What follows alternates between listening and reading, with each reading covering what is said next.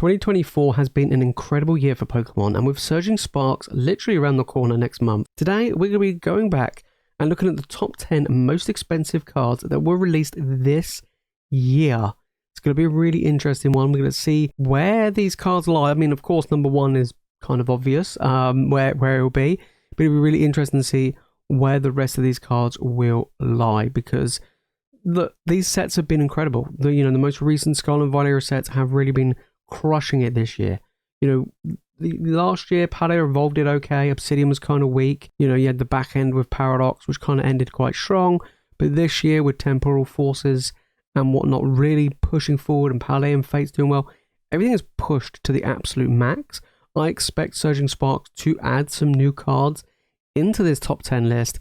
But once Surging Sparks comes out, we will then do a final list towards Christmas, towards the end of the year, and see where everything lies once the dust has settled when Surging Sparks comes out. But today, it's not out yet, so let's get into it. Alright, starting off with an honourable mention, kind of an honourable mention. We actually have number 10 and the honourable mention pretty much at the same price. Like, they're pretty much neck and neck. So you can choose whichever one you prefer to be in the number 10 slot. But we do have the Walking Wake from Temporal Forces. Temporal Forces is actually doing really well. It's got a lot of cards that have been really growing in value. Even though booster boxes haven't really moved much, they're all around $100, $105. They haven't really been pushing that value yet, like we've seen with Twilight and Paldea. But the single cards, however, have really been doing well, especially when it comes to the special illustration rares. It's one of the reasons why I think Temporal Forces is one of my own personal best picks in Scarlet and Violet to invest in the long term, and arguably one of my favourite sets in the era. There is so many amazing artwork in this set, and Walking Wake is one of them. $55 roughly right now for this card, and we've seen growth has gone up by 18% over the past 3 months. We go back over a year, of course the card hasn't been out a year, but since its release it's up 35%, which is really, really good. It's really nice to see, and even over the past month, this card has gained 15% in value, so doing really, really well. But it is kind of like battling out for the number 10 slot. In number 10, we have the Eevee, and I kid you not, it's $55.85, same as the Walking Wake, kind of weird, but, both kind of number 10. Eevee, Twilight Masquerade, it's crazy, right? This card is an illustration rare, it's an amazing illustration rare, big fan favorite Pokemon.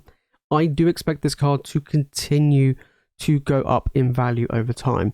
So let's take a look. Don't forget, Twilight Masquerade hasn't really been out that long. It's been out less than 6 months, came out in June. We're in October, so it's been out, 4 months? That's incredible. Like, it's just smashing it, right? So over the past month, the Eevee has gone up by 18%, which is pretty good. Again, a very cool, iconic card, or just Pokemon in general, and one of the biggest chase cards in Twilight Masquerade. Don't forget, Twilight Masquerade has really tough pull rates, so you're going to see a lot of these single card prices start to rise. Of course, the Greninja is the one that everyone talks about, but all the other big cards in the set have been doing really, really well. Even though the special illustration rares, in my opinion, are pretty lackluster in this set, there's some really, really good performing cards.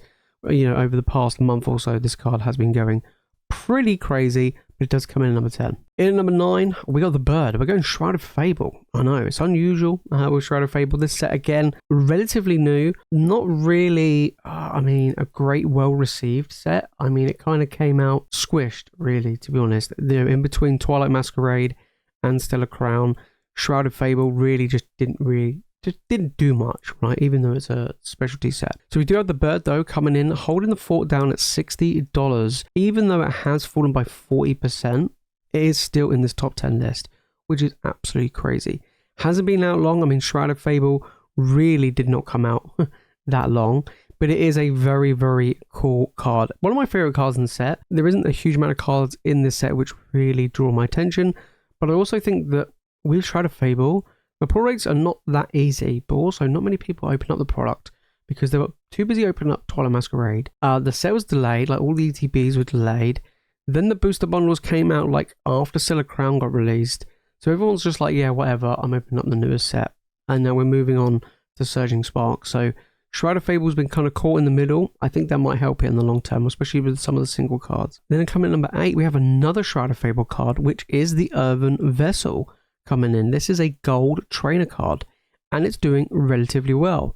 This card is holding its ground. It's weird to have the most expensive card in the set be a gold card. This is a highly playable card. There's the reason why it's fetching such a good price tag right now. if you're not a person who's playing the TCG and you have these, I think these are great to sell because these will drop in value once it's no longer seeing much play, once it's out of rotation and whatnot, and we'll start to see some of the other SIRs like that bird in the set overtake and then start to climb. It's going to be really interesting to see, but right now, Urban Vessel doing really well, and even when you see just the non-gold versions of this card, they're actually fetching a pretty good price as well. So yeah, interesting. Shadow Fable, it's actually doing okay. Right, going back to Twilight Masquerade, there are quite a few cards in Twilight Masquerade. We have the Perrin, again, a big, huge trainer card in this set. Big, huge SIR, really nice art, especially when you match it with the Growlithe. Absolutely phenomenal. $69 right now. Over the past 3 months, it has dropped 17%. Over the past 6 months, pretty much when the card came out, it's dropped overall by about 13%. Not a huge drop. Normally, we see a lot of cards when they come out do drop quite a bit and then start to bounce back over time. But because the pull rates are so tough, and on top of that, you have quite expensive booster packs and booster boxes now as well. It's getting harder and harder to get hold of Twilight Masquerade, even though the set's only 4 months old. It is doing very well. And even the Perrin, to be honest, for an SIR full art trainer, is doing well, right? $70 for a card is very, very impressive.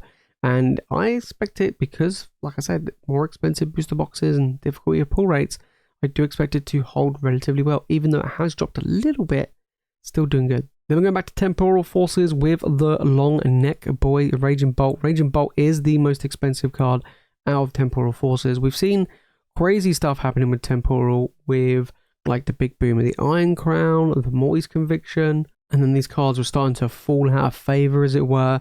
So it's really, really interesting to see that the Raging Bolt is, well, head above the rest, I guess. So $72 for this one has dropped 13% over the past 3 months. And we go back, again, the card hasn't been out a year, but we go back to when it came out back in February. We can see this card has gone up overall by 36%. Very, very impressive. It is dropped from its all-time high at about $100, where it went up 66%, but it's still doing very well. Of course, being a playable card really helps. But again, we saw the Walking Wake. We've seen a lot of these cards now pushing up in value in Temporal. Temporal doesn't have the easiest of pull rates either, but the special illustration rares from the set, the Gouging Fire, which didn't make the list, but was pretty close, are all pushing really high, which is very interesting to see because I think this set's incredible. Right, coming to the top 5, we're going back to Twilight Masquerade, and it is the Carmine, which is the special illustration rare trainer card. Look, again, I'm not a huge fan of full art trainer cards being the most expensive cards in sets, but here we are. $80 for the Carmine right now. It's dropped 23% over the past 3 months. It was over $100, was pushing 110, which was insane, but it has dropped, which is fair enough. So since this card has come out, we're looking at around about a 34% drop. So it has been falling, which is fair enough, right? We can't expect everything to hold very well. We do expect it to fall, but we've seen like the Eevee do really well, which is really interesting. The Perrin did drop a little bit, not as much as the Carmine. Like the Perrin dropped like 13-14%, whereas the Carmine has dropped a significant amount. But then I didn't expect it to hold over $100 price tag. I just didn't see it happening. So I do expect this one probably to fall a little bit more. And, you know, it's already starting to plateau a little bit, like just small little drops. Maybe sell around $70 and then maybe hold there and then start to shift up, especially when the product gets more and more expensive, because this is a tough card to pull. In at number 4, we're going Paldean Fates, and it is the Mew. It is the Bubble Mew EX. Everybody loves this one. It is such a cool card. $94. Paldean Fates. Bear in mind, Paldean Fates is easy to get hold of. It's cheap to get hold of. Pull rates, however, are not easy. And we've seen that, especially with this card, and even some of the other cards in the set that didn't make the list. The Gardevoir, the Ionos, they've been holding good value. And on top of that, they're quite hard to pull. Baby Shinies with certain ones like the Pikachu as well have been shifting up in value just because it's tough to find. Even though the packs are relatively cheap and abundant, still tough. Still haven't pulled this card. We pulled it in Japanese, but we've never ever pulled it in English. Maybe we will one day. $94. It's gone up by nearly 10% over the past 3 months. So it has not quite been out a year. Came out at the end of January, and we've seen this card go up by about 2%. This card did go a little bit crazy when it first came out, going to as high as nearly $140, which is crazy. And then it dropped from like 140 all the way down to 70. So it dropped like nearly 50% of its value, and has really had this steady climb. We go back over the last 6 months, and we can really see the steady growth of this Mew, and I do expect it to continue to grow. Not only is it a fan favorite, but the artwork is awesome, and it's a big, big chase card. Into the top 3, we're back. Paldean Fates, this time with the Charizard. This is my favorite Charizard in the Scarlet and Violet era. I think this one is absolutely incredible. I do like the one from Obsidian Flames, but this one, top notch. This one is $103. Unlike the Mew, this one has been falling. I wouldn't be surprised if the Mew overtakes Charizard at this point. It is dropped by 11% over the past 3 months. Since the set has come out, 36% drop. We did see the Charizard come out at the most expensive Scarlet and Violet era card at the time. It was crazy. It was coming out at nearly $200, and then it dropped, and it's continued to drop since. So it's nearly dropped pretty much by 50% from its all-time high. But it is still doing well, holding its ground. Really tough to pull and find in Paldean Fates. Again, it comes pretty much neck and neck with the Mew on difficulty of, pull rates. But it's the Charizard, right? It's iconic. It's same with like the shiny Charizard VMAX from Shining Fates, but this one is doing really well at sitting at over $100. I do expect it to dip below 100, and like I say, I probably expect the Mew to overtake it, but we'll have to wait and see. They're both kind of doing the opposite, right? Mew's constantly climbing month by month, whereas the Charizard is dropping month by month. So keep an eye out on this one. In at number 2, missing on the top spot, we got the Terapagos EX from Stellar Crown, the most recent set, of course. This one's actually been doing better than I thought, mostly due to its playability, but this one is doing really well at $104. Has dropped by 27% since its release. I mean, it hasn't even been out that long, but over the past month, it has dropped by about 15%.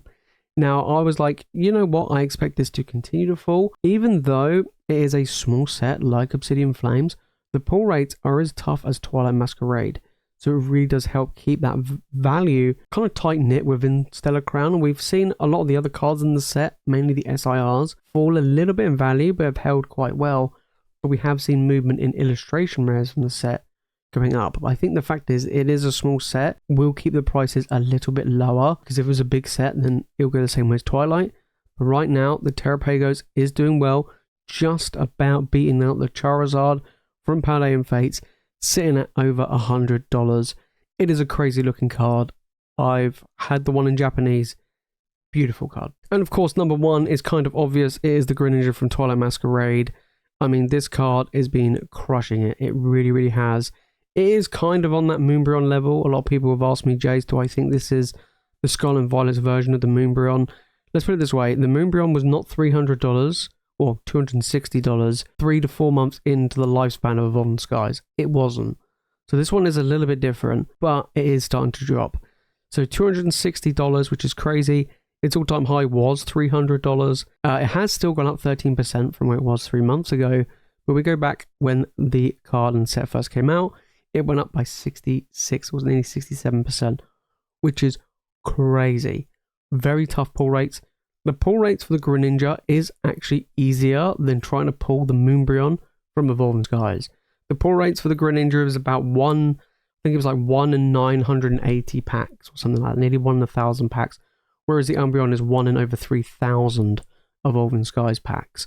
So yes, the Moonbryon is a lot harder to find, but Twilight Masquerade does have tough pull rates, and we've already started to see booster boxes rise, hard to get hold of. It's only been out 4 months as well. And this card is already insanely priced. I do expect it to drop and continue to fall a little bit, but I think it's going to be probably one of the most, if not the most expensive card in the Scarlet and Violet era, but we don't know. There's still a lot more sets to come out, of course, but definitely the most expensive card this year. I think it'll probably be more expensive than any card coming out in Surging Sparks, but that will really depend on the pull rates of Surging Sparks. There you have it, guys. Those are the top 10 most expensive cards released so far this year. Of course, we have Surging Sparks coming out literally in a month's time. There's some big cards in there which have some promise to potentially dethrone Greninja. I'm mainly looking at things like the Pikachu SIR, depending on the pull rates, and of course the Licia special illustration rare I think will do very well as well. Of course, there's some other special illustration rares in the set that I think will do good, but those two are the ones I'm keeping an eye on. Mainly because Licia goes for an insane amount in Sun and Moon, and that was the last time we saw things in Celestial Storm. Then we saw a card like that, and that does fetch a very high price point. But then on top of that, it's Pikachu, right? Pikachu normally does well. Last time we had a big rainbow Pikachu, it was in Vivid Voyage, and that fetched a high price at that time for a long period of time, to be honest. It hasn't really gone up since, but it's around that 120 to 140. Greninja is holding the crown right now. You know, all the cards in the Scarlet and Violet era, but especially they're released this year. We'll have to see for Surging Spark. If the pull rates are the same as Twilight, you know, that really tough pull rate, like as same with Stellar Crown, it is going to be a large set as well, then we could see those single card prices go quite high. But if you made this fun to the video and you've enjoyed it, make sure to smash that like button, make sure to subscribe for more Pokemon content, and let me know your thoughts down in the comments about this top 10 list. Which one of these are you after the most, or do you have all of these? I mean, I definitely don't have all of these. I'm trying to think if I actually have any of these. To be honest, I don't actually think I do. I'm just thinking about it. I don't think I actually own a single one of these. So if I had to pick one card out of these, which I would probably want out of today's top 10 list, it would probably have to be the Charizard from Paldean Fates. I absolutely love that Charizard. I think it's absolutely amazing. Of course, the Greninja is amazing as well, but for me, it's got to be that Charizard just because I absolutely love Paldean Fates and I really do like that artwork. But that is it from me, guys, in today's video. If you want to watch more Pokemon content, make sure to click the video on the screen. And of course, make sure to hit that subscribe button. And as always, thank you so much for watching. You guys are legends, and I'll see you in the next one.